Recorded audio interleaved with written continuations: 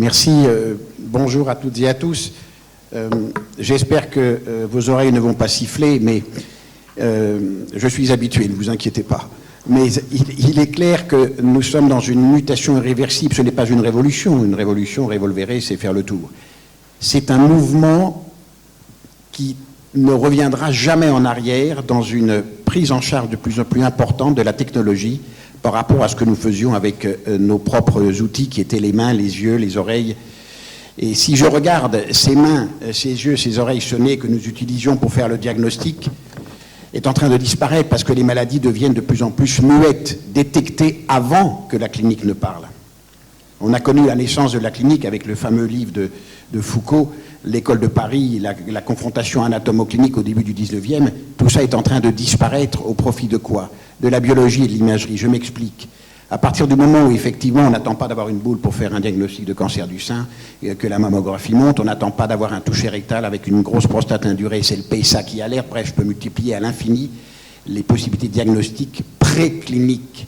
Ça veut dire que ces outils qui faisaient ma puissance, ma force, mon pouvoir, et qui sont des outils subjectifs, non quantifiables et non transmissibles, vont être totalement dépossédés par les données de la biologie et les données de l'imagerie qui rendent l'homme transparent, parce que ces données sont objectives, quantifiables. Je vois la tumeur du rein de 3 cm au pôle supérieur du rein droit, et transmissible d'un clic d'un bout à l'autre de la planète. Comment voulez-vous lutter contre cela? C'est même pas la peine de garder votre crayon et votre gomme. C'est fini. Donc on voit bien que la médecine, si elle ne s'embarque pas dans cette mutation, nous allons devenir non même pas des infirmiers, comme disait mon collègue Laurent Alexandre, mais des OS de la médecine. Voici ce qui attend les médecins s'ils ne prennent pas en compte ce qui va faire leur spécificité, leur valeur ajoutée. Et si je regarde ce qui se passe aujourd'hui dans la façon dont nous pratiquons, où nous sommes de plus en plus bordés par des directives, des circulaires, des recommandations qui viennent depuis Bruxelles, en passant par le ministère, les agences régionales de santé et les sociétés savantes, mon métier étant de plus en plus bordé, je n'aurai de plus en plus qu'à appliquer des règles établies par d'autres en communauté scientifique. Ma responsabilité dans ce cadre-là est limitée.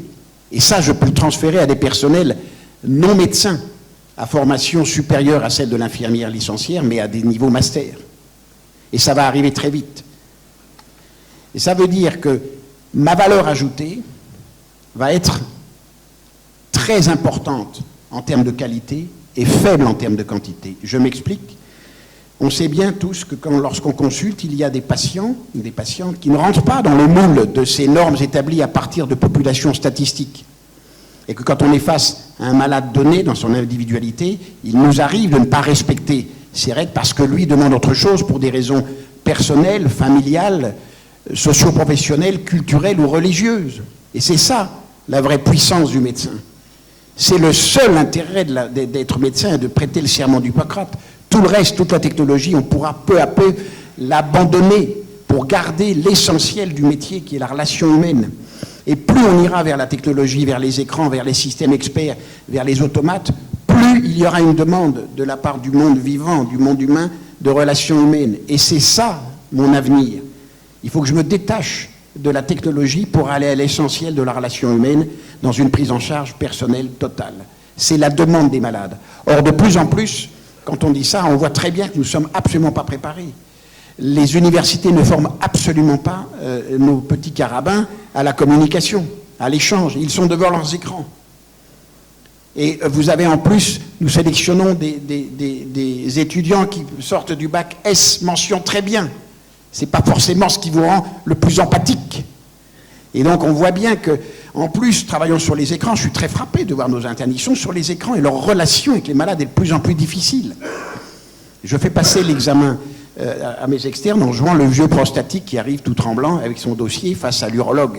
Il joue très bien le jeu, il ne me regarde pas. Il ne me pose même pas la question de savoir ce que je fais comme métier, si je suis marié, j'ai des enfants, des choses de base qui font la relation humaine en ouvrant les bras quand on voit un malade pour la première fois. Et puis tout de suite, il se précipite sur les datas, les données. Il regarde et puis il vous dit, sans vous regarder, « Ah, mon petit monsieur, infantilisation majeure. On va vous faire une petite biopsie, ils ont peur eux-mêmes, pour voir s'il n'y a pas un petit cancer. Que voulez-vous? On en est là. » Donc si c'est ça la médecine de demain, oui, nous serons les OS. Donc il faut d'urgence former nos étudiants autrement. Il faut d'urgence comprendre que nous devrons lâcher un certain nombre de pans d'action qui nous pensaient nous faire être les hommes et les femmes de pouvoir. C'est fini ça. Pendant la pause, j'entendais qu'il y a maintenant un système à détecter les maladies, les pathologies du tympan avec un petit cône que l'on branche avec un smartphone. On vous détecte un mélanome grâce aussi avec une photo du smartphone qui vous montre que c'est sans doute un mélanome et pas un petit bouton noir. Bref, la technologie va complètement emporter le savoir-faire technologique de l'homme de l'art qu'est le médecin. Il lui reste donc à devenir ce qu'il aurait toujours dû rester, le bioconseiller, l'intégrateur de toutes ces données qui vont arriver, car jamais un malade ne se confiera totalement à la machine. Qui va faire le diagnostic? L'ordinateur est prêt à le faire et il ira chercher des hypothèses auxquelles on ne pense pas. En matière de thérapie, ça fait près de 20 ans que j'ai mis les mains dans un télémanipulateur, ce n'était pas encore un robot, mais ce télémanipulateur me permet d'améliorer ma gestuelle au fond du petit bassin. Pourquoi? Parce qu'avec ma main, je ne fais que 240 degrés, alors que le bras télémanipulé en fait 360, 1000 fois dans un sens, 1000 fois dans l'autre. La laxité de la machine est telle qu'elle optimise le résultat. Et donc, demain, cette machine va travailler toute seule à partir de l'imagerie, du scanner ou de la RMN sur des axes, sur des actions extrêmement ciblées à l'intérieur du corps. Donc le chirurgien que je suis va être dépossédé de sa technologie. Et ce sont des ingénieurs opérateurs qui interviendront sur des aires anatomiques données avec des robots donnés qui seront recertifiés en fonction du changement de machine, jusqu'au jour où la machine fera toute seule. C'est comme ça que ça va se passer, mais ce n'est pas dans 30 ans, c'est dans 5 ans, dans moins de 10 ans. Ne croyez pas que vous allez y échapper. C'est comme ça que ça va se passer. Donc on voit bien que toute la révolution, toute l'évolution que nous avons à accomplir, ce n'est pas très important en fin de compte. C'est revenir à l'essentiel, à ce qui fait la beauté de notre métier, à ce qui fait pourquoi on aime ce métier.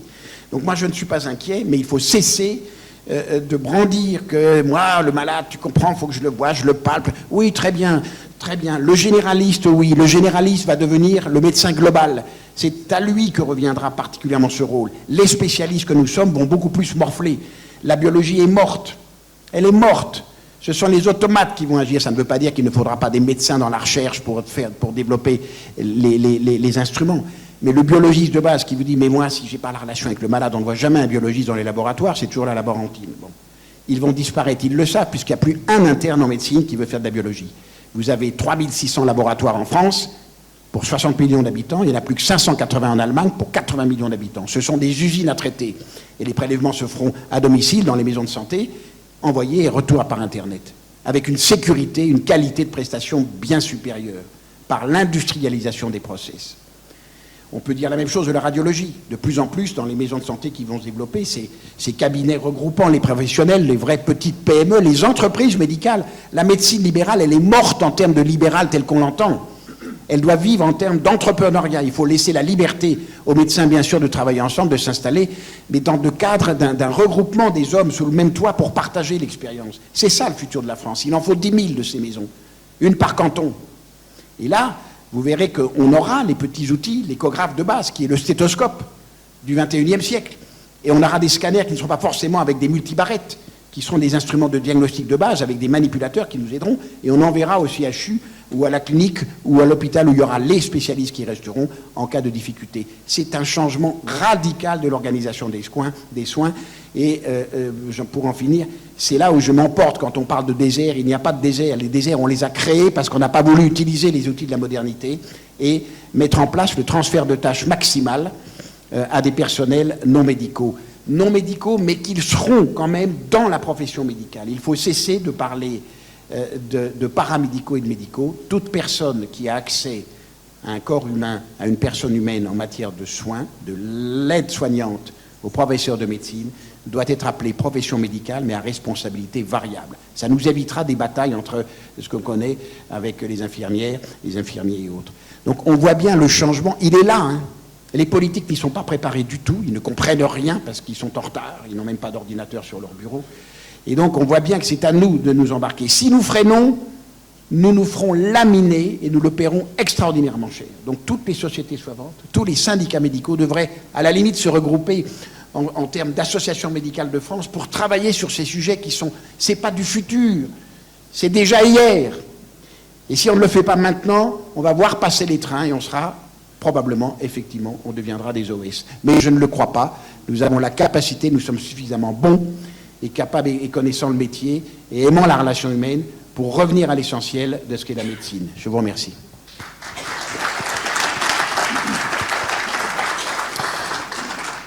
Merci beaucoup. Vous avez promis une discussion, enfin en tout cas un débat animé. Ça commence relativement pas mal. Je vous rappelle, parce que Monsieur Valencien est discret, son livre « La médecine sans médecin », dont il a repris à très grands traits quelques points.